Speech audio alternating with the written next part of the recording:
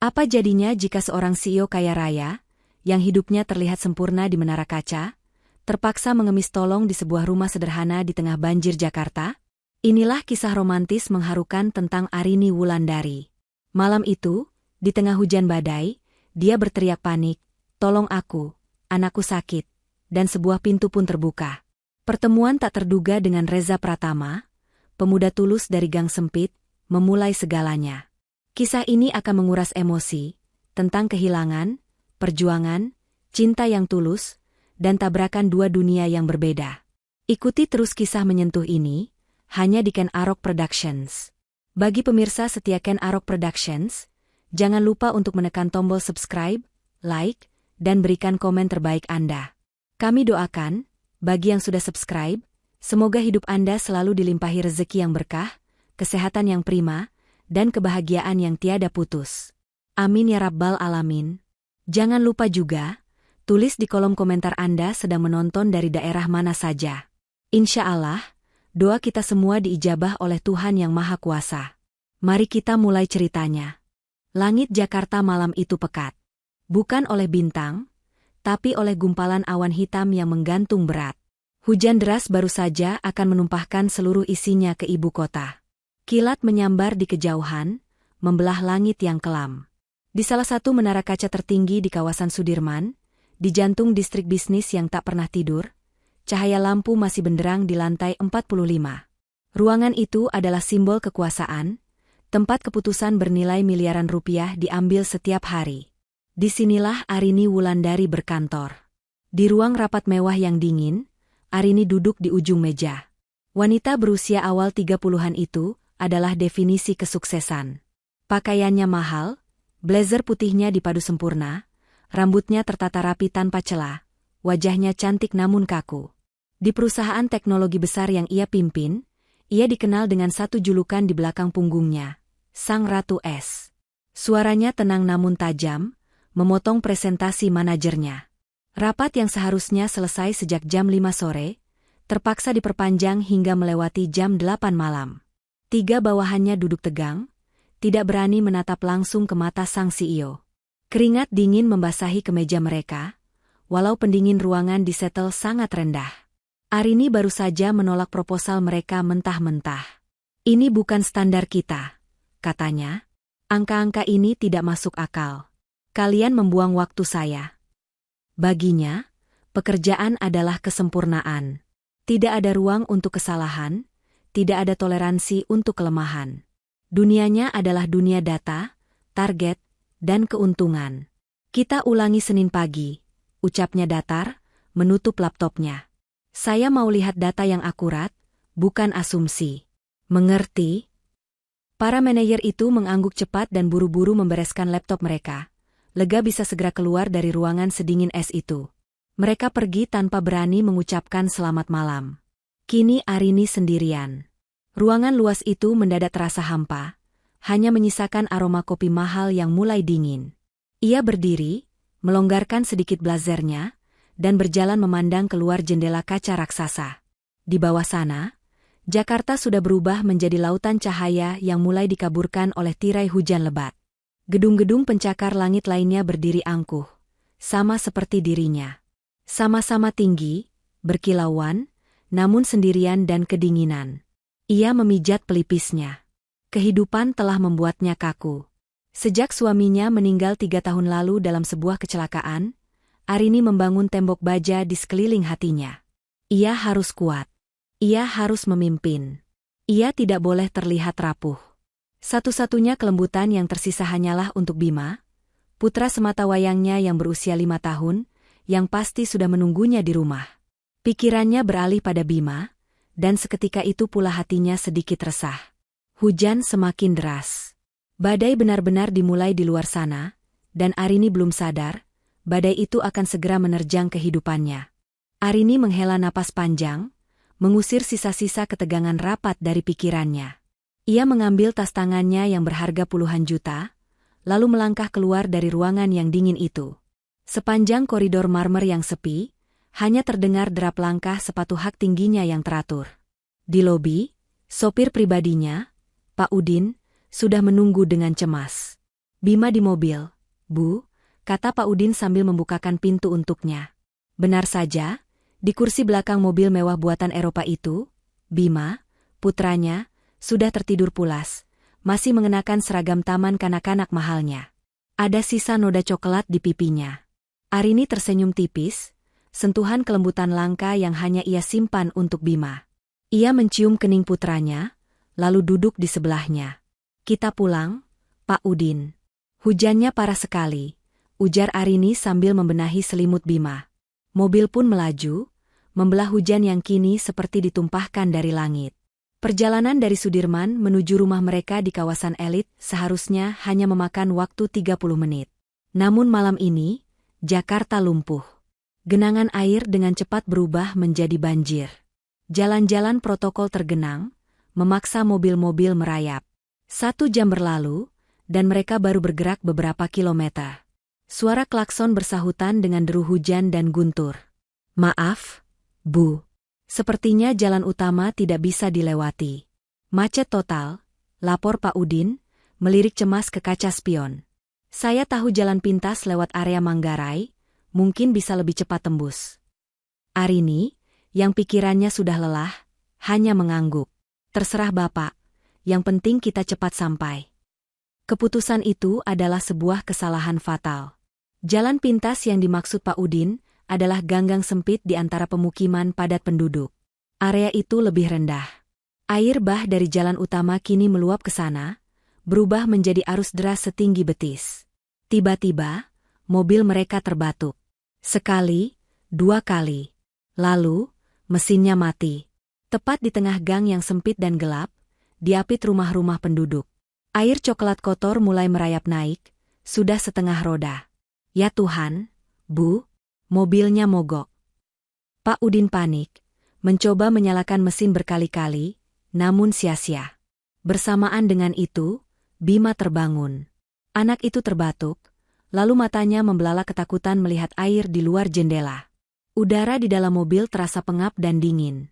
Bima mulai terbatuk lagi, kali ini lebih hebat. Napasnya berbunyi. Arini langsung pucat. Ia kenal betul suara itu. Asma. Sayang, tenang ya, Mama di sini, katanya, suaranya mulai bergetar. Ia panik merogoh tasnya, mencari alat bantu pernapasan putranya. Ia menemukannya, segera menyemprotkannya ke mulut Bima. Tapi Bima terus terbatuk, wajahnya membiru. Napasnya semakin pendek dan sulit. Di luar, hujan menggila. Di dalam, kepanikan Arini memuncak. Jaringan seluler terputus. Mereka terjebak. Sang Ratu Es itu kini luruh, berubah menjadi seorang ibu yang ketakutan. Ia melihat anaknya semakin lemas. Tidak ada pilihan lain. Ia harus keluar. Ia harus mencari pertolongan. Bu, jangan. Di luar bahaya. Airnya deras. Pak Udin berteriak panik, memegang lengan Arini. Tapi Arini menepisnya. Telinganya sudah tidak bisa mendengar apa-apa selain deru napas Bima yang tersengal-sengal, lebih menakutkan daripada suara guntur di luar. Wajah putranya pucat di bawah temaram lampu kabin. Tidak ada waktu. Tanpa pikir panjang, Arini mendorong pintu mobil yang berat itu. Seketika, air bah yang dingin dan kotor menerjang masuk, membasahi gaun mahal dan sepatu hak tingginya. Aroma lumpur dan selokan menusuk hidungnya. Bapak jaga mobil. Telepon bantuan kalau sinyalnya dapat. Perintahnya, suaranya tegas meski bergetar. Ia membungkus Bima dengan blazer putihnya yang kini ternoda, lalu menggendongnya erat di dadanya. Arini Wulandari, sang CEO yang terbiasa berjalan di atas karpet merah dan lantai marmer, kini melangkah turun ke dalam genangan air setinggi paha. Kakinya langsung terperosok. Sepatu haknya yang runcing menancap di lumpur di dasar gang. Ia hampir terjatuh. Dengan geram, ia melepaskan kedua sepatunya, membiarkannya hanyut ditelan air keruh. Bertelanjang kaki, ia mulai bergerak. Perjuangannya dimulai. Airnya dingin menusuk tulang. Hujan yang deras menghalangi pandangannya. Gang sempit itu gelap gulita, hanya diterangi kilat sesekali. Ia tidak tahu ada di mana. Kanan dan kirinya hanyalah tembok rumah-rumah rapat yang seolah tak peduli. Arini terhuyung-huyung, menahan arus air yang berusaha menariknya. Sampah-sampah plastik menyentuh kakinya. Ia menahan mual. Fokusnya hanya satu, Bima. Sayang, bertahan, nak. Mama cari bantuan, bisiknya berulang kali, lebih untuk menenangkan dirinya sendiri. Bima hanya bisa merintih lemah dalam pelukannya. Tubuhnya mulai terasa dingin. Arini berteriak, "Tolong, tolong." Tapi suaranya ditelan oleh badai. Ia terus berjalan, entah kemana, mengikuti instingnya untuk mencari tempat yang lebih tinggi, mencari tanda kehidupan. Kakinya perih, mungkin tergores sesuatu yang tajam di dalam air. Ia tidak peduli. Ia terus berjalan, membelah kegelapan. Setelah beberapa menit yang terasa seperti selamanya, di sebuah belokan gang yang lebih kecil, matanya menangkap sesuatu. Sebuah cahaya. Bukan cahaya lampu jalan yang terang, tapi cahaya kuning hangat yang temaram dari sebuah jendela rumah. Rumah itu kecil, sederhana, tidak seperti benteng-benteng beton di sekitarnya yang tertutup rapat. Lampu di terasnya masih menyala, seolah sedang menunggu seseorang. Harapan menjalari hatinya yang beku. Dengan sisa tenaga yang ia punya, Arini menyeret langkahnya, melawan arus yang semakin kuat, menuju satu-satunya sumber cahaya itu. Ia sampai di depan sebuah pintu kayu sederhana. Ia tidak lagi peduli pada penampilan. Rambutnya lepek, riasannya luntur, pakaian mahalnya kotor oleh lumpur. Ia mengangkat tangannya yang gemetar dan menggedor pintu itu sekuat tenaga. Sekali, dua kali, mengabaikan rasa sakit di buku-buku jarinya. Ia memukul lagi, lebih keras, lebih putus asa. Di dalam rumah sederhana itu, Reza Pratama sedang duduk di meja kayu kecilnya. Ia baru saja akan membereskan alat-alat gambarnya. Di luar, suara badai terdengar menakutkan, seperti raungan raksasa yang marah. Ia menyeruput kopi hitamnya, mencoba mencari inspirasi dari suara hujan untuk sketsa berikutnya. Ibunya, Ibu Nani, sudah tidur di kamar sebelah. Tiba-tiba, ia mendengar suara gedoran. Awalnya ia kira itu hanya suara dahan pohon yang patah, atau mungkin sesuatu yang terbawa angin dan menghantam pintu. Tapi suara itu terdengar lagi. Kali ini lebih keras, lebih panik. Jelas itu adalah pukulan tangan manusia. Reza terdiam. Jantungnya berdebar sedikit. Siapa yang bertamu di tengah badai dan banjir selarut ini? Di kampung mereka, orang-orang sudah mengunci pintu rapat-rapat. Gedoran itu kini berubah menjadi pukulan putus asa. Siapa itu? Suara Ibu Nani terdengar dari kamar, sedikit cemas. Nggak tahu, Bu. Reza cek dulu, jawabnya. Ia meletakkan pensilnya dan berjalan menuju pintu depan.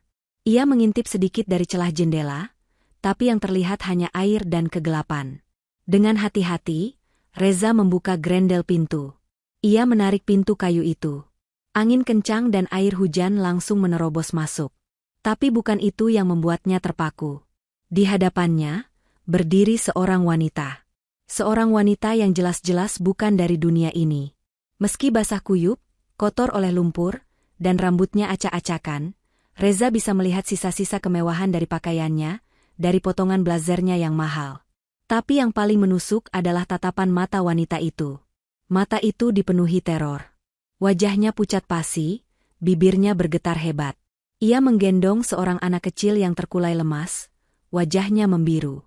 Sebelum Reza sempat mengucapkan sepatah kata pun, wanita itu tersungkur ke depan. Ia hampir jatuh berlutut di ambang pintu jika Reza tidak sigap menangkap lengannya. Air mata bercampur air hujan mengalir deras di pipi Arini. Suaranya pecah, parau, dan penuh kepanikan. Tolong. Rintihnya. Ia mencengkeram lengan baju Reza dengan sisa kekuatannya. Tolong aku, anakku sakit. Dia tidak bisa bernapas. Itu bukan lagi suara seorang CEO. Itu adalah jeritan hati seorang ibu yang hancur. Reza tertegun sepersekian detik. Ia melihat ke anak kecil dalam gendongan itu. Ia mendengar suara napas yang berbunyi, ngik-ngik, penuh perjuangan. Seketika, rasa ibanya mengalahkan semua kebingungannya. Ia tidak lagi melihat wanita kaya yang tersesat. Ia melihat dua manusia yang membutuhkan pertolongan. Tanpa berkata apa-apa lagi, Reza segera menarik Arini masuk ke dalam kehangatan rumahnya. Masuk, Mbak, cepat, bawa masuk anaknya.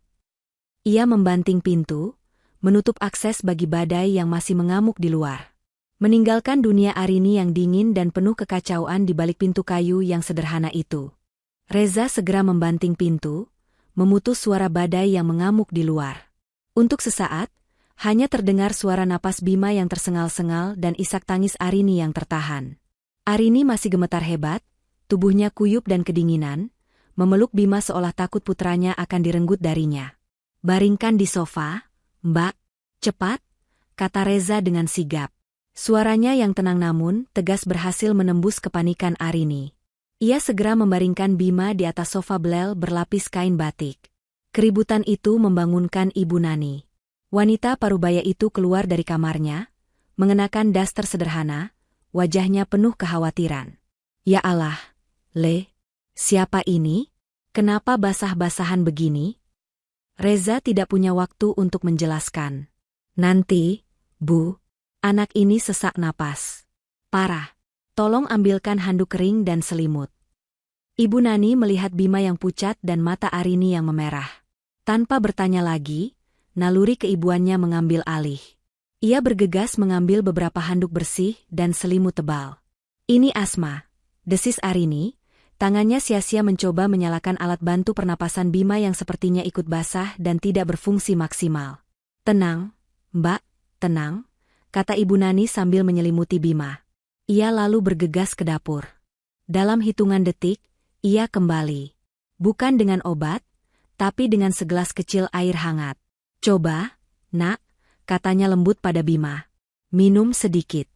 Ini jahe sama madu. Arini ragu. Di dunianya, segala sesuatu harus teruji secara medis. Tapi melihat tatapan tulus Ibu Nani, dan dalam keputusasaan ini, ia mengangguk. Ia membantu Bima duduk sedikit dan meminumkan ramuan hangat itu. Ajaib, uap hangat dan rasa manis jahe itu sedikit melegakan tenggorokan Bima. Batuknya sedikit mereda, meski napasnya masih berat. Reza mengamati dengan saksama. Itu tidak akan cukup, Bu, katanya pada ibunya. Lalu ia beralih ke Arini. Mbak, dia harus ke klinik. Ramuan ibu saya hanya untuk pertolongan pertama. Tapi bagaimana? Arini kembali panik. Mobil mogok. Banjir di mana-mana. Mbak tunggu di sini. Jangan kemana-mana, kata Reza tegas. Ia menyambar jaket tipis dan kunci motor dari gantungan dekat pintu. Kamu mau kemana? Le? Banjirnya tinggi, seru Ibu Nani cemas. Pinjam motor si Ujang, Bu. Motornya sudah ditinggikan. Aku tahu jalannya, teriak Reza sambil membuka pintu dan menerobos hujan lagi. Hanya dalam 3 menit, suara deru motor bebek yang knalpotnya berisik terdengar di depan rumah. Reza masuk kembali, wajahnya basah. Ayo, Mbak, kita harus pergi sekarang. Ibu, tolong jaga rumah. Arini tidak berpikir 2 kali. Ia membungkus Bima erat-erat dengan selimut kering tadi. Reza sudah siap di atas motornya. Naik, Mbak. Pegangan yang kencang. Arini, yang seumur hidupnya hanya naik sedan mewah, kini duduk di boncengan motor tua, memeluk putranya di depan. Reza menendang persneling. Dengan keahlian yang luar biasa, ia mengendarai motor itu, menerobos ganggang sempit yang sudah seperti sungai kecil. Ia tahu setiap jengkal jalan tikus, menghindari lubang dan arus deras. Perjalanan 15 menit itu terasa seperti selamanya bagi Arini. Tapi Reza, dengan fokus penuh, berhasil membawa mereka ke sebuah klinik 24 jam di jalan yang lebih tinggi. Mereka tiba tepat pada waktunya. Bima segera ditangani perawat dan dokter jaga, langsung dipasangi alat bantu pernapasan uap. Di ruang tunggu klinik yang sederhana, Arini akhirnya terduduk lemas di kursi plastik. Napasnya sendiri baru terasa kembali. Ia menatap Reza, pemuda sederhana yang baru dikenalnya 1 jam lalu. Pemuda itu kini berdiri di sudut, basah kuyup, meneteskan air ke lantai, namun terlihat lega. Ia baru saja menyelamatkan nyawa putranya. 1 jam terasa begitu panjang di ruang tunggu klinik yang sepi. Akhirnya, seorang dokter muda keluar menemui mereka. Wajahnya terlihat lelah namun ramah. Sudah stabil, Bu, katanya, tersenyum tipis pada Arini. Hanya kelelahan dan kedinginan. Oksigennya sudah normal, asmanya sudah kami tangani dengan alat uap. Sebaiknya malam ini dia banyak istirahat di tempat yang hangat. Arini merasakan seluruh sendi di tubuhnya yang tegang akhirnya mengendur. Ia terduduk, nyaris tanpa tenaga, air matanya luruh dalam diam. Kali ini, air mata kelegaan. Ia menoleh pada Reza, yang masih berdiri di sudut, jaketnya basah dan meneteskan air. Pemuda itu hanya mengangguk kecil, seolah ikut merasakan kelegaan Arini. Kenyataan kembali menghantam Arini. Ia melihat keluar jendela. Hujan masih turun, meski tidak sederas tadi. Ia mencoba ponselnya lagi. Tetap tidak ada sinyal. Pak Udin tidak bisa dihubungi. Mobilnya masih terendam di gang antah berantah. Rumahnya yang megah di sisi lain Jakarta terasa seperti berada di benua yang berbeda. Ia, seorang Arini Wulandari, terlantar. Seolah bisa membaca pikiran Arini, Reza mendekat. "Mbak," katanya pelan. "Jalanan pasti masih lumpuh total. Tidak mungkin memaksakan pulang malam ini. Terlalu bahaya untuk Bima." Arini menatapnya, bingung harus berbuat apa. "Lebih baik Mbak dan Bima bermalam di rumah saya saja," tawar Reza hati-hati. "Saya tahu rumah saya tidak seberapa sempit, tapi setidaknya kering dan hangat. Besok pagi, kalau air sudah surut, saya bantu cari jalan pulang." Arini terdiam. Bermalam di rumah orang asing yang baru ia temui beberapa jam lalu, di sebuah perkampungan yang bahkan tidak pernah ia tahu ada, tapi pilihan apa yang ia punya? Ia teringat tatapan tulus Ibu Nani dan kehangatan jahe madu tadi. Ia mengangguk pelan. "Terima kasih," bisiknya, nyaris tak terdengar. Setelah Bima dipastikan boleh pulang, mereka kembali menembus sisa badai. Kali ini, Bima sudah terbungkus selimut tebal, tertidur tenang di pelukan Arini di boncengan motor Reza. Ibu Nani menyambut mereka di pintu dengan wajah penuh syukur. "Ya Allah, Nak, syukurlah sudah aman." Ia segera mengambil alih Bima, menggendongnya dengan kelembutan seorang nenek. Arini membersihkan diri sekadarnya di kamar mandi yang kecil namun bersih. Ibu Nani sudah menyiapkan kamar Reza untuk Arini dan Bima. Sebuah kamar sempit dengan satu kasur lantai dan lemari kayu sederhana. Bima, yang biasanya rewel dan hanya mau dilayani pengasuh pribadinya, secara mengejutkan terlihat sangat nyaman. Ia bahkan tidak menangis saat Ibu Nani menyuapinya sedikit bubur hangat. Ia mendengarkan Ibu Nani bersenandung lagu pengantar tidur, lalu terlelap pulas di kasur sederhana itu. Arini tidak bisa tidur. Ia keluar dan duduk di kursi kayu di ruang tengah yang temaram. Matanya menyapu ruangan. Saat itulah ia melihatnya. Dinding di hadapannya dipenuhi sketsa pensil dan beberapa lukisan cat air. Bukan pemandangan menara kaca atau kemewahan. Lukisan-lukisan itu menggambarkan kehidupan. Wajah Ibu Nani yang tertawa saat mengaduk adonan kue. Hiruk-pikuk stasiun Manggarai di kala senja. Anak-anak kecil yang bermain kelereng di gang. Goresannya jujur, kuat, dan penuh perasaan. Ia tertegun di depan sebuah sketsa potret seorang pria tua penjual kopi keliling. Setiap kerutan di wajah itu seolah bercerita. Ada ketulusan yang murni dalam setiap goresan. Sesuatu yang sudah lama sekali tidak ia rasakan di dunianya yang dipenuhi agenda tersembunyi, senyum palsu, dan rapat-rapat kaku. Di rumah sempit di tengah banjir ini, Arini menemukan sesuatu yang telah lama hilang. Sebuah kehangatan yang tulus. Fajar menyingsing di atas langit Jakarta yang telah dibasuh bersih oleh badai. Suara hujan telah berganti dengan suara kehidupan. Kokok ayam bersahutan, obrolan tetangga di warung, dan deru motor yang mulai lalu lalang di kejauhan. Arini terbangun karena cahaya pagi yang menembus celah jendela. Untuk sesaat, ia bingung. Ia tidak berada di kamarnya yang luas dengan pendingin ruangan yang senyap. Ia berada di kamar sempit, beraroma kapur barus dan kopi. Ia tidur di atas kasur lantai, dan di sebelahnya, Bima masih terlelap pulas, napasnya teratur dan tenang. Ia bangkit perlahan. Ia keluar dari kamar dan mendapati rumah itu sudah hidup. Ibu Nani sedang di dapur mungilnya, aroma nasi goreng sederhana namun harum memenuhi udara. Bima, yang entah sejak kapan terbangun, duduk manis di kursi kayu, tertawa kecil melihat Reza membuat sketsa cepat di buku gambarnya. Sketsa itu adalah gambar Bima sendiri, yang sedang menguap. Pemandangan itu hangat. Sangat kontras dengan paginya yang biasa, yang dimulai dengan jadwal digital dan sarapan hening seorang diri. Tiba-tiba, ponselnya yang tergeletak di meja bergetar hebat. Sinyal telah kembali. Puluhan notifikasi rapat, pesan darurat dari kantor, dan panggilan tak terjawab dari Pak Udin membanjiri layarnya. Dunia nyata memanggilnya kembali. Dengan sedikit panik, Arini menelepon Pak Udin, yang ternyata semalaman menunggu di pos polisi terdekat setelah mobilnya diderek. Sebuah mobil pengganti telah dikirim oleh kantor. "Saya tunggu di ujung gang yang bisa dilewati mobil ya, Bu," kata Pak Udin. Saatnya berpamitan.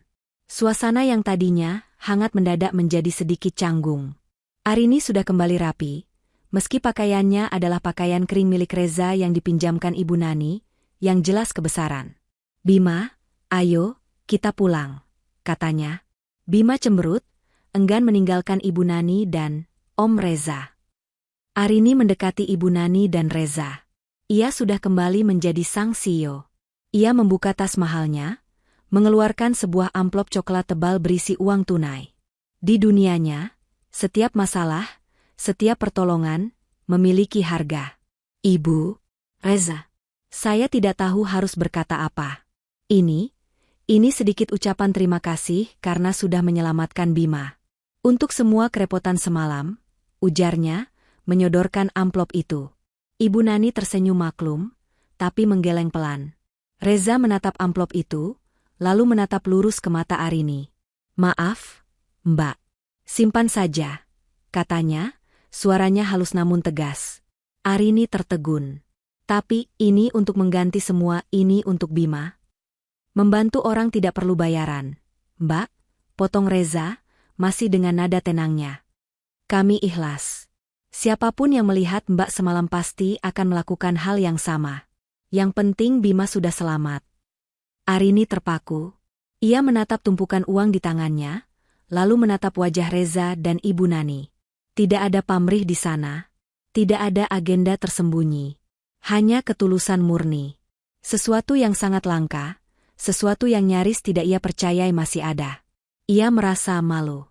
Dengan tangan sedikit gemetar, ia menarik kembali amplop itu. Sebagai gantinya, ia mengeluarkan kartu namanya. "Kalau begitu, tolong simpan ini. Jika ibu atau Reza butuh sesuatu, apapun, tolong hubungi saya." Reza menerima kartu kecil itu dan mengangguk. "Terima kasih, Mbak. Hati-hati di jalan." Di dalam mobil mewah pengganti yang ber-AC dingin, Arini memandang keluar jendela. Mobil itu melaju, meninggalkan ganggang becek Manggarai, kembali menuju jalanan lebar Sudirman. Namun pikiran Arini tertinggal di rumah kecil itu. Ia baru saja bertemu dua dunia yang bertabrakan. Dan untuk pertama kalinya, dunianya yang gemerlap terasa begitu miskin. 2 hari telah berlalu. Arini sudah kembali ke singgasananya di Menara Kaca. Blazer putihnya telah berganti dengan gaun kerja berwarna biru tua yang tegas, rambutnya kembali tersanggul sempurna. Ruang kantornya yang luas, yang menghadap ke seluruh penjuru kota, terasa lebih dingin dan lebih sepi dari biasanya. Rapat-rapat berjalan seperti biasa, angka-angka kembali menuntut perhatiannya, dan kopi mahal dari mesin di ruang istirahat terasa hambar di lidahnya. Semuanya telah kembali normal, namun ada sesuatu yang berubah di dalam diri Arini. Setiap kali ia menatap hujan yang terkadang masih turun rintik-rintik, pikirannya tidak lagi tertuju pada kemacetan. Pikirannya melayang kembali ke gang sempit itu. Ke aroma jahe dan madu yang dibuat Ibu Nani. Ke suara tawa Bima yang lepas saat digoda Reza. Ke sketsa-sketsa jujur yang tergantung di dinding kusam. Di tengah rapat anggaran yang penting, ia mendapati dirinya termenung.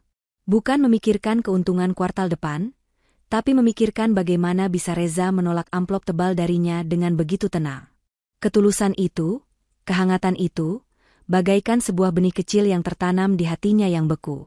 Benih itu mulai tumbuh, mencari cahaya. Di rumah, Bima juga menunjukkan perubahan. Anak itu, yang biasanya pendiam dan hanya bermain dengan gawai mahalnya, kini lebih sering bertanya, "Mama, kapan kita ke rumah nenek Nani lagi?" Tanyanya saat makan malam di meja makan mereka yang panjang dan sepi. Bima mau digambar lagi sama Om Reza. Arini tersentak. Hatinya menghangat mendengarnya. Om Reza sibuk, sayang, jawabnya diplomatis. Tapi pertanyaan Bima memberinya alasan. Sebuah pembenaran untuk sesuatu yang diam-diam diinginkannya. Keesokan harinya, Arini melakukan sesuatu yang di luar kebiasaannya. Ia menelepon sekretarisnya. Batalkan pesanan kopi dari kafe biasa untuk rapat direksi besok, katanya. Saya mau kamu pesan dari kedai kopi kecil di dekat Manggarai. Saya akan kirimkan alamatnya. Sekretarisnya bingung, tapi Arini tidak peduli. Ia hanya ingin tahu di mana Reza bekerja. Dari kartu nama Reza, tidak ada keterangan pekerjaan. Ia hanya ingat Reza pernah menyinggung soal kopi. Dengan sedikit bantuan asistennya, ia akhirnya menemukan kedai kopi kecil tempat Reza bekerja paruh waktu sebagai barista. Esoknya, kopi-kopi itu tiba. Bukan dalam cangkir porselen mewah, tapi dalam gelas kertas sederhana. Arini meminumnya. Rasanya kuat, sedikit pahit, namun ada sentuhan rasa yang jujur. Seperti pembuatnya. Tentu saja, ia tidak berhenti di situ. Akhir pekan tiba. Dengan dalih Bima merindukan Ibu Nani, Arini mengarahkan Pak Udin menuju perkampungan itu lagi. Kali ini, ia datang membawa bingkisan buah-buahan mahal dan beberapa mainan. Ia bilang pada dirinya sendiri, ini hanya untuk Bima. Ini hanya bentuk balas budi. Tapi jauh di lubuk hatinya, Arini tahu. Ia merindukan kehangatan itu. Ia merindukan jeda dari dunianya yang palsu. Perubahan Arini, meski tipis, tidak luput dari mata orang-orang di sekitarnya. Terutama, mata David. David adalah mitra bisnis junior Arini, pria ambisius yang posisinya setara direktur operasional. Ia tampan, pandai bicara, dan selalu mengenakan setelan jas termahal. Sejak suami Arini tiada, David secara terang-terangan menunjukkan minatnya, bukan hanya pada kursi kepemimpinan, tapi juga pada Arini pribadi. Baginya, menikahi Arini adalah paket lengkap. Mengamankan kekuasaan di perusahaan sekaligus mendapatkan istri cantik yang berkelas. David adalah orang yang paling memahami Arini versi lama. Arini yang kaku, yang logis, yang tidak pernah mengambil keputusan berdasarkan perasaan. Namun seminggu terakhir, ia merasakan ada yang berbeda. Puncaknya adalah saat rapat direksi. Arini membatalkan pesanan kopi langganan mereka dan menggantinya dengan kopi dari kedai antah berantah. David mencicipinya. Kopi apa ini? Kasar sekali, komentarnya sinis. Arini, yang biasanya akan setuju soal kualitas, hanya menatapnya dingin dan berkata, ini kopi jujur. Rapat kita lanjutkan. Kecurigaan David semakin menguat. Arini, yang biasanya paling anti terlambat, kini beberapa kali datang sedikit siang di akhir pekan ke kantor, dengan alasan urusan pribadi. Dan yang paling aneh adalah Bima. Suatu hari, David sengaja mampir ke rumah Arini di akhir pekan, membawakan mainan robot mahal terbaru untuk Bima. Ia berharap bisa mengambil hati anak itu, sekaligus mendekati ibunya. Ia menemukan Bima sedang duduk di taman, bukan bermain gawai, tapi asyik mencoret-coret buku gambar dengan krayon. Halo, jagoan, sapa David dengan senyum lebarnya. Lihat om bawa apa? Robot baru. Bima hanya melirik sekilas. Makasih, om. Tapi Bima lagi sibuk. David terkejut. Sibuk apa? Ayo main robotnya. Bima lagi gambar. Kata Om Reza, Bima harus banyak latihan. Jawab anak itu polos, kembali fokus pada gambarnya. Nama itu, Om Reza. David mengerutkan kening. Siapa, Om Reza? Sejak kapan Bima yang biasanya murung dan manja itu jadi lebih ceria, dan punya idola baru selain karakter di gawainya? David mencoba bertanya pada pengasuh Bima, yang hanya menjawab gugup bahwa Nyonya Arini belakangan ini sering mengajak Bima berkunjung ke rumah temannya di daerah Manggarai. Manggarai? Daerah kumuh dekat stasiun itu? David nyaris tertawa tidak percaya. Seorang Arini Wulandari, Ratu S dari SCBD, pergi ke Manggarai? Untuk apa? Benih kecemburuan dan kecurigaan mulai tertanam di hati David. Ini bukan sekadar urusan bisnis yang aneh. Ini sudah menyangkut Bima. Ia merasa posisinya terancam. Ia merasa ada seseorang dari dunia yang sama sekali berbeda telah menyusup dan mengganggu rencananya yang sudah tertata rapi. David memutuskan, ia harus mencari tahu siapa Om Reza ini, dan apa yang sebenarnya terjadi pada malam badai itu. Kunjungan Arini ke rumah Reza menjadi semakin rutin. Selalu ada alasan yang ia ciptakan. Terkadang Bima yang merengek ingin makan kue buatan Ibu Nani, terkadang Arini sendiri yang membawakan vitamin mahal untuk Ibu Nani, berdalih sebagai ucapan terima kasih yang tak kunjung usai. Setiap kali ia melangkah masuk ke gang sempit itu, ia merasa seperti melepas baju zirah yang berat. Namun, di balik kehangatan dan tawa Bima, mata tajam Arini sebagai seorang pemimpin mulai menangkap sesuatu. Ia melihat betapa kerasnya Reza berjuang. Ia melihat cat di beberapa lukisan baru Reza tampak lebih tipis, seolah dihemat. Ia juga memperhatikan obat batuk Ibu Nani yang hanya obat generik murah, padahal batuknya terdengar cukup mengganggu. Didorong oleh rasa penasaran, atau mungkin rasa peduli yang mulai tumbuh, Arini memutuskan melakukan sesuatu. Suatu sore di hari kerja, ia meminta Pak Udin mengantarnya ke kedai kopi kecil tempat Reza bekerja. Ia datang sebagai pelanggan biasa, mengenakan pakaian sederhana, mencoba berbaur. Kedai itu kecil, artistik, namun sangat sepi. Hanya ada satu pelanggan lain di sudut. Arini memesan kopi dan duduk. Ia melihat Reza di balik mesin kopi, meracik pesanan dengan konsentrasi penuh. Tak lama kemudian, pemilik kedai, seorang pria parubaya yang tampak letih, keluar dan berbicara pelan dengan Reza. Arini pura-pura tidak mendengar, namun telinganya menangkap percakapan lirih itu. "Maaf ya, Za," kata pemilik kedai. "Pemasukan bulan ini tidak cukup lagi untuk sewa tempat. Akhir bulan ini, sepertinya Bapak harus tutup." Jantung Arini mencelos. Ia melihat bahu Reza sedikit merosot. Tapi pemuda itu dengan cepat menepuk bahu sang pemilik. "Nggak apa-apa, Pak. Yang penting Bapak sehat. Rezeki ada di mana saja.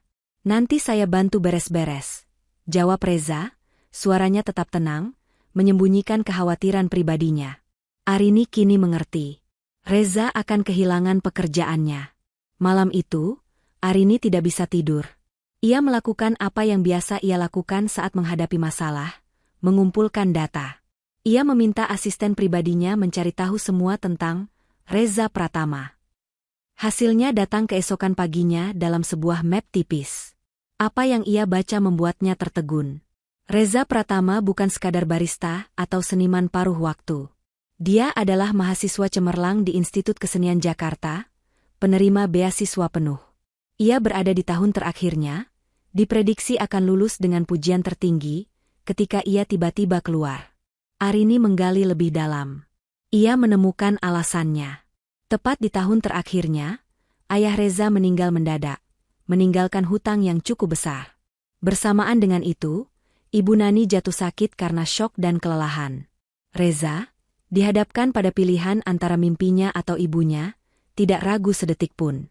Ia melepaskan beasiswanya, menanggalkan statusnya sebagai seniman muda berbakat, dan mulai bekerja serabutan, menjadi barista, menjual sketsa di jalan, untuk membayar hutang dan biaya pengobatan ibunya. Arini menatap sketsa Bima yang ia pajang di meja kerjanya. Pemuda itu telah mengorbankan segalanya. Pada kunjungan berikutnya, Arini meminta berbicara berdua dengan Reza. "Saya tahu tentang kedai kopi itu," katanya langsung. "Dan saya tahu tentang beasiswamu." Wajah Reza mengeras. Ia tidak suka dikasihani. "Itu bukan urusan Mbak. Saya mau bantu," kata Arini, mengabaikan nada dingin Reza. "Perusahaan saya butuh kepala tim desain grafis. Gajinya sangat besar. Atau, saya bisa biayai penuh sisa kuliahmu. Anggap ini." "Anggap ini apa?" potong Reza, matanya menatap tajam. "Balas budi karena Bima? Saya sudah bilang, Mbak, saya ikhlas. Saya tidak butuh belas kasihan." "Ini bukan belas kasihan," tegas Arini. "Ini kesempatan. Kamu berbakat." "Terima kasih atas tawarannya," ujar Reza pelan namun tegas, memutus tatapan mereka. "Saya akan cari kerja dengan cara saya sendiri." "Maaf, Mbak. Ibu saya sudah menunggu." Reza berbalik dan masuk ke dalam rumah. meninggalkan Arini berdiri sendirian di teras, memegang penawaran yang ditolak mentah-mentah. Penolakan Reza membuat Arini menjaga jarak. Ia merasa malu sekaligus frustrasi. Ia kembali menenggelamkan diri dalam pekerjaan, mencoba meyakinkan dirinya bahwa urusannya dengan pemuda itu telah selesai. Di saat yang sama, David, yang merasa mendapat angin segar, semakin gencar mendekati Arini. Suatu hari Minggu, David bersikeras mengajak Arini dan Bima ke sebuah pusat perbelanjaan paling mewah di Jakarta. Sekali-sekali kita harus bersenang-senang sebagai keluarga, Rin, katanya, menggunakan kata keluarga dengan sengaja. Arini, yang merasa tidak enak karena hubungan kerja mereka, akhirnya setuju. Mereka berada di sebuah arena bermain dalam ruangan yang sangat mahal. Tempat itu dipenuhi lampu digital, suara-suara bising, dan wahana futuristik. Bima sama sekali tidak menikmatinya. Ia hanya duduk di sudut, memegang buku gambar kecil yang kini selalu dibawanya. David, yang berusaha keras menjadi figur ayah yang ideal, mulai merasa kesal. "Ayo, Bima, main yang itu. Om sudah bayar mahal," katanya, menarik tangan Bima ke sebuah permainan simulasi. Bima menggeleng, matanya menatap lantai. "Kamu ini kenapa sih?" David mulai kehilangan kesabarannya. Suaranya meninggi. "Mainan mahal begini kamu diamkan. Kamu maunya apa? Mau jadi anak gembel di stasiun kayak teman barumu itu?" "Hah?" Kata gembel itu menusuk telinga Bima. Anak itu menatap David dengan marah, sesuatu yang jarang ia tunjukkan. Ia melempar mainan yang disodorkan David dan berlari. "Bima!" teriak Arini. David mendengus. "Biar saja, Rin. Anak manja memang harus dikeras." Tapi Bima tidak berhenti. Ia berlari keluar dari arena bermain. Dalam sekejap, di tengah keramaian pusat perbelanjaan di hari Minggu, tubuh kecil Bima lenyap ditelan kerumunan. Kepanikan seketika melanda Arini. "Bima! Bima!" Ia berlari, matanya liar mencari. David ikut panik, berteriak memanggil satpam. Pengumuman disiarkan. Pintu-pintu keluar diawasi. Tapi Bima hilang. Bagi Arini, ini bukan sekadar anak hilang. Ini adalah dejavu. Ini adalah gema dari teror yang sama persis seperti 3 tahun lalu. Panggilan telepon dari rumah sakit. Suara sirine. Perasaan, kehilangan, yang merenggut suaminya. Dunia Arini runtuh. Sang ratu es lenyap, berganti seorang ibu yang histeris. Ia terduduk di lantai mal yang dingin, menangis tanpa bisa dikendalikan. "Anakku, anakku hilang." David berusaha menenangkannya, tapi ia hanya bisa marah-marah pada petugas keamanan, tidak berbuat apa-apa. 1 jam berlalu seperti neraka. Tiba-tiba, ponsel Arini bergetar. Nomor tidak dikenal. Dengan tangan gemetar, ia mengangkatnya. "Halo, Mbak Arini? Tenang ya, Mbak. Ini Reza." Napas Arini tercekat. Suara Reza di seberang sana sangat tenang. "Mbak, jangan panik. Bima ada sama saya. Dia aman. Dia ada di stasiun Manggarai." Ternyata, Bima yang ketakutan, dengan insting bocahnya, berlari keluar mal. Ia menangis di halte bus. Saat ditanya orang, ia hanya menyebut satu kata, Manggarai. Entah bagaimana, ia berhasil naik bus Transjakarta, turun di dekat stasiun, dan berjalan kaki, berusaha mencari rumah Reza. Seorang petugas keamanan stasiun yang mengenali Reza, karena Reza sering melukis di sana, menemukan Bima yang menangis kebingungan. Bima hanya ingat satu nama, Om Reza. Arini bergegas ke Manggarai. Ia menemukan Bima sedang duduk di pangkuan Reza di sebuah warung kecil dekat stasiun, minum teh hangat, terlihat tenang. Rezalah yang menemukannya. Rezalah yang menenangkannya. Di tengah kekacauan dan kepanikannya, lagi-lagi pemuda sederhana inilah yang menjadi penyelamatnya. Kemarahan David sudah sampai di ubun-ubun. Insiden di pusat perbelanjaan itu adalah sebuah penghinaan. Ia, seorang David, ditinggalkan begitu saja oleh Arini yang berlari panik, hanya karena panggilan telepon dari seorang gembel stasiun. Rencananya, citranya, semuanya berantakan. Ia merasa posisinya sebagai calon pendamping Arini kini terancam oleh seseorang yang seharusnya tidak pernah ada di radarnya. Dipenuhi cemburu dan amarah, David memutuskan untuk menyelesaikan masalah ini dengan caranya sendiri. Keesokan harinya, ia mengendarai sedan sport mewahnya, menerobos jalanan Jakarta. Ia tidak kesulitan menemukan alamat Reza. Ia memarkir mobilnya di mulut gang, tatapannya penuh penghinaan saat melihat gang becek dan rumah-rumah berhimpitan. Ia berjalan angkuh, setelan jas mahalnya tampak sangat kontras dengan lingkungan sekitarnya. Ia tiba di depan rumah Reza. Tanpa basa-basi, ia menggedor pintu kayu itu dengan keras, bukan seperti tamu, tapi seperti penagih hutang. Reza, yang sedang menggambar di teras, terkejut. Ia membuka pintu dan mendapati pria tampan yang ia kenali dari foto di majalah bisnis. Ia pernah melihatnya sekilas di mal saat menjemput Bima. "Kamu Reza?" tanya David, suaranya datar dan dingin. "Iya, saya sendiri." "Ada yang bisa dibantu?" jawab Reza sopan, meski ia merasakan hawa permusuhan. David tertawa sinis. Ia memandang Reza dari atas ke bawah, dari sandal jepitnya hingga kaos oblongnya. "Saya tahu permainanmu," desis David. "Kamu sengaja, kan? Memanfaatkan Bima untuk mendapat simpati Arini." Wajah Reza langsung mengeras. "Saya tidak tahu apa maksud Anda. Silakan pergi." "Pergi?" David tertawa lagi, lebih keras. "Dengar, ya, orang seperti kamu, saya sudah hafal. Kamu pikir kamu bisa masuk ke dunia Arini? Kamu pikir dengan bersikap baik pada anaknya, kamu bisa menikahinya dan jadi kaya mendadak? Jaga mulut Anda." Nada suara Reza mulai meninggi, menahan amarah. "Ini rumah saya. Ini rumah." David menunjuk ke sekeliling. "Ini gubuk. Sadar dirimu.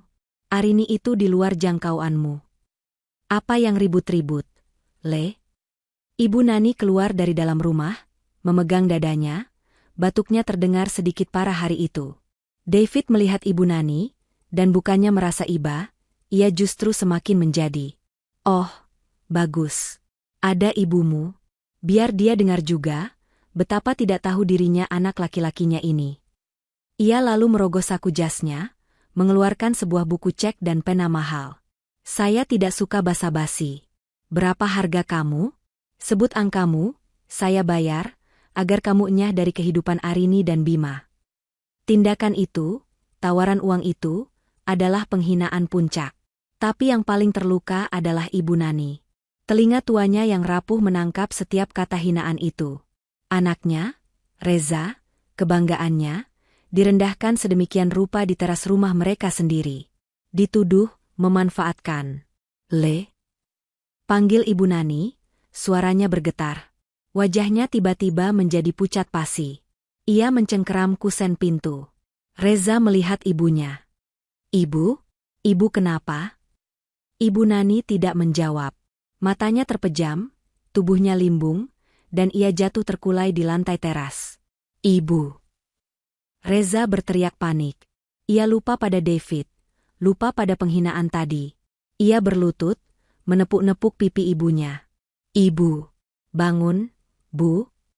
David tertegun sesaat, kaget melihat drama itu. Tapi ia segera menguasai diri. Dengan angkuh, ia merobek cek yang sudah ditandatanganinya dan melemparkannya ke lantai, dekat kaki Reza yang sedang panik. "Pikirkan tawaran saya," katanya dingin. Ia berbalik, merapikan jasnya, dan melangkah pergi, meninggalkan kekacauan, seorang ibu yang pingsan, dan seorang anak laki-laki yang dunianya baru saja diguncang. Kepanikan Reza hanya berlangsung sesaat. Ia segera menguasai diri, menggendong ibunya yang terkulai lemas, dan berteriak memanggil tetangga. Dengan bantuan motor tetangga, ia melarikan ibunya ke rumah sakit terdekat, bukan lagi klinik kecil. Cek yang dilempar David tergeletak di teras, basah terkena sisa air hujan, terinjak-injak, sama hinanya dengan harga diri yang baru saja diinjak-injak. Reza duduk di koridor rumah sakit yang berbau obat. Wajahnya pias. Dokter mengatakan ibunya mengalami syok berat yang memicu serangan jantung ringan, diperparah oleh kelelahan. Beliau harus dirawat intensif. Biaya administrasi yang harus dibayar di muka terpampang di depannya. Jumlahnya lebih besar dari semua tabungannya. Ia menatap tangannya yang kapalan, tangan seorang barista, tangan seorang seniman. Tangan itu kini terasa tidak berdaya. Hinaan David kembali terngiang di telinganya. Ini gubuk. Sadar dirimu, berapa harga kamu? Amarah bergejolak di dadanya, namun dengan cepat berganti menjadi rasa sakit yang menusuk. Bukan harga dirinya yang paling sakit, tapi melihat ibunya terbaring lemah karena ulah kesombongan orang lain, sementara ia tidak bisa berbuat apa-apa. Saat itulah Reza sadar. Harga dirinya yang kaku, penolakannya terhadap bantuan Arini, itu semua tidak ada artinya jika ia tidak bisa melindungi satu-satunya orang yang ia cintai. Berdiam diri dan menahan hinaan dalam kemiskinan bukanlah sebuah kehormatan. Itu adalah kekalahan. Ia merogoh dompetnya yang tipis. Di sana, terselip kartu nama Arini Wulandari. Ia menatap kartu itu lama. Ia harus melepaskan egonya. Bukan untuk mengemis, tapi untuk bertarung. Di sisi lain, Arini tidak bisa tenang. Perasaan bersalah atas insiden Bima di Mal, ditambah kekhawatirannya karena Reza tidak bisa dihubungi sejak semalam, mendorongnya untuk datang ke Manggarai. Ia harus memastikan Bima tidak salah bicara, dan ia harus meminta maaf atas kelakuan David. Ia tiba di depan rumah Reza dan menemukan pintu yang tidak terkunci rapat. Ia memanggil, tapi tidak ada jawaban. Hanya ada selembar cek kotor yang tergeletak di teras. Arini memungutnya. Ia mengenali tanda tangan itu. Itu cek pribadi David. Jantungnya berdebar kencang. Ia masuk dan menemukan rumah itu kosong. Seorang tetangga yang melihatnya, akhirnya menceritakan apa yang terjadi. Tentang pria kaya bermobil mewah yang datang, tentang teriakan, dan tentang Ibu Nani yang dilarikan ke rumah sakit. Dunia Arini serasa berputar. Ia tahu siapa pria itu. David. David telah bertindak di luar batas, mencampuri urusan pribadinya, dan mencelakai orang yang tidak bersalah. Saat itu juga, ponselnya berdering. Nama, Reza, muncul di layar. Ia mengangkatnya dengan tangan gemetar. "Mbak," suara Reza terdengar berbeda. Lelah, tapi tegas. "Saya di rumah sakit. Ibu saya." "Saya tahu, Zah. Saya sudah di depan rumahmu. Saya akan ke sana sekarang," potong Arini. Pertemuan mereka di koridor rumah sakit itu hening. Reza menceritakan semuanya. Tanpa emosi. Hanya fakta. Tentang hinaan. Tentang tawaran uang. "Maafkan saya, Zah. Saya..." Arini tidak bisa menyelesaikan kalimatnya. "Saya tidak butuh maaf," kata Reza, menatap lurus ke mata Arini. "Saya butuh pekerjaan. Proyek lobi kantor yang Mbak tawarkan, apa itu masih berlaku?" Arini tertegun. "Saya tidak mau sedekah," lanjut Reza, suaranya kini bergetar oleh tekad. "Saya akan melukis untuk lobi kantor Anda. Bayar saya secara profesional. Saya akan gunakan bakat saya untuk membayar rumah sakit ibu saya. Bukan belas kasihan." Arini menatap pemuda di hadapannya. Ia melihat harga diri yang hancur, namun bangkit kembali menjadi sebuah kekuatan yang kokoh. Ia mengangguk. "Berlaku. Proyek itu milikmu." Kemarahan Arini kini telah menjadi es yang membara. Ia kembali ke menara kacanya. Ia memanggil David ke ruangannya. "Cek ini," katanya, melemparkan cek kotor itu ke meja. David pucat. "Rin, aku bisa jelaskan?" "Tidak ada yang perlu dijelaskan," suara Arini sedingin es. "Kamu mencampuri urusan pribadiku. Kamu menghina orang yang menyelamatkan anakku. Kamu mencelakai ibunya. Mulai hari ini, hubungan bisnis kita selesai. Ambil barang-barangmu. Keluar dari perusahaanku." "Arini, kamu tidak bisa," teriak David. "Setengah investor di sini adalah jaringanku. Kamu akan mengguncang perusahaan ini." "Kalau begitu, biarlah guncang," jawab Arini, menekan tombol intercom. "Keamanan, tolong antar Tuan David keluar dari gedung ini." Arini berdiri di depan jendela kacanya, menatap kota. Ia baru saja melepaskan mitra bisnis terbesarnya. Tapi ia juga baru saja melepaskan beban kepalsuan yang selama ini mengikatnya. Ia merasa berani. Dan untuk pertama kalinya, ia merasa bebas. Tindakan Arini memecat David benar-benar mengguncang perusahaan. Seperti yang diancamkan, beberapa investor yang merupakan kroni David mulai menarik diri. Rapat-rapat menjadi tegang. Bawahan Arini ketakutan, dan menara kaca itu kini terasa seperti di tengah badai sungguhan. Tapi Arini tidak goyah. Sesuatu di dalam dirinya telah berubah. Ia tidak lagi memerintah dengan rasa takut, tapi dengan keyakinan baru. Di tengah kekacauan bisnis itu, proyek lobi kantor menjadi satu-satunya oase ketenangannya. Ini bukan lagi sekadar proyek, ini adalah janji. Reza bekerja seperti orang kesetanan. Siang hari ia merawat ibunya yang sudah diperbolehkan pulang, dan malam hari ia menumpahkan seluruh jiwa raganya ke atas kanvas-kanvas besar. Ini adalah kesempatan pertamanya, dan ia tidak akan menyia-nyiakannya. Ia tidak hanya melukis, ia menuangkan seluruh perjuangannya, rasa sakit ibunya, dan rasa terima kasihnya. Interaksi mereka kini berubah. Bukan lagi sebagai CEO dan pemuda sederhana. Mereka adalah klien dan seniman. Arini, di sela-sela jadwal rapatnya yang padat, sering datang ke rumah Reza untuk meninjau kemajuan. Ia tidak lagi diantar sopir. Ia mengemudikan mobilnya sendiri. Mereka akan duduk di teras sederhana itu, ditemani Ibu Nani yang kini tersenyum sehat. Mereka tidak membahas angka atau keuntungan. Mereka membahas warna, goresan, dan makna. Untuk pertama kalinya, Arini melihat Reza sebagai seorang profesional yang brilian. Reza menjelaskan konsepnya. Sebuah lukisan besar tentang akar pohon yang saling menjalin di bawah tanah, simbol dari pertemuan-pertemuan tak terduga yang menopang kehidupan di atasnya. Arini terpesona. Ia melihat dunianya yang kaku, dunianya yang hanya mengenal transaksi, kini luluh di hadapan kejujuran seni Reza. Lukisanmu berbicara, hanya itu yang bisa ia katakan. Reza, di sisi lain, mulai melihat Arini yang berbeda. Ia melihat wanita yang lelah namun tangguh, yang berani mengambil risiko besar di kantornya. Ia melihat kelembutan di matanya saat Arini mengajari Bima memegang pensil dengan benar. Bima memang sering ikut, menjadikan teras itu tempat les menggambarnya. Cinta di antara mereka tidak meledak-ledak. Ia tumbuh seperti akar di lukisan Reza. Pelan, kuat, dan tersembunyi, didasari oleh perjuangan bersama dan rasa saling menghargai yang dalam. Suatu sore, Arini datang setelah melalui rapat terburuk dalam hidupnya. Para investor lama menuntutnya mundur. Ia lelah luar biasa. Ia tiba di rumah Reza, melepas sepatu haknya di teras, dan duduk di kursi kayu. Ia bahkan tidak sanggup berkata apa-apa. Ibu Nani melihat wajahnya, tersenyum, lalu masuk ke dalam. Ia kembali membawa 3 cangkir kaleng berisi teh jahe hangat. 1 untuknya, 1 untuk Reza, dan 1 untuk Arini. Arini menerima cangkir itu. Ia meminumnya perlahan. Kehangatan teh itu menjalar ke dadanya, mengusir dingin dari ruang rapat. Di sana, Bima tertawa sambil menunjukkan gambarnya pada Reza. Suara tawa ibunya Reza terdengar dari dapur. Arini menatap Reza, yang tersenyum kecil padanya. Saat itulah Arini Wulandari sadar. Kebahagiaan sejati bukanlah di menara kacanya, bukan pada angka keuntungan. Kebahagiaan sejati adalah di sini.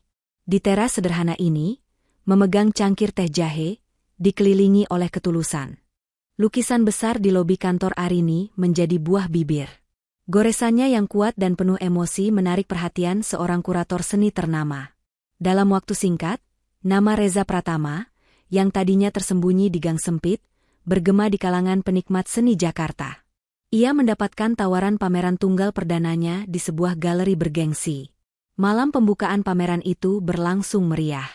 Para sosialita, kolektor, dan kritikus seni berbaur di bawah cahaya lampu galeri yang terang. Di tengah ruangan, Reza berdiri, tidak lagi canggung. Ia menjelaskan makna di balik lukisan-lukisannya, potret kehidupan stasiun Manggarai, wajah tangguh ibunya, dan keriuhan ganggang sempit. Pameran itu sukses besar. Semua lukisannya terjual habis malam itu juga. Di sudut ruangan, Arini Wulandari memandangnya dengan bangga. Ia tidak lagi mengenakan blazer putihnya yang kaku. Malam itu, ia mengenakan gaun lembut yang mengalir, rambutnya tergerai sederhana, senyumnya tak pernah lepas dari wajahnya. Ia bukan lagi sang ratu es. Ia adalah Arini, seorang wanita yang telah menemukan kebahagiaannya. Kekacauan di perusahaannya telah berhasil ia atasi. Kepergian David ternyata membersihkan perusahaan dari banyak kepalsuan. Arini memimpin dengan cara baru, cara yang lebih manusiawi, dan perusahaannya justru semakin kuat.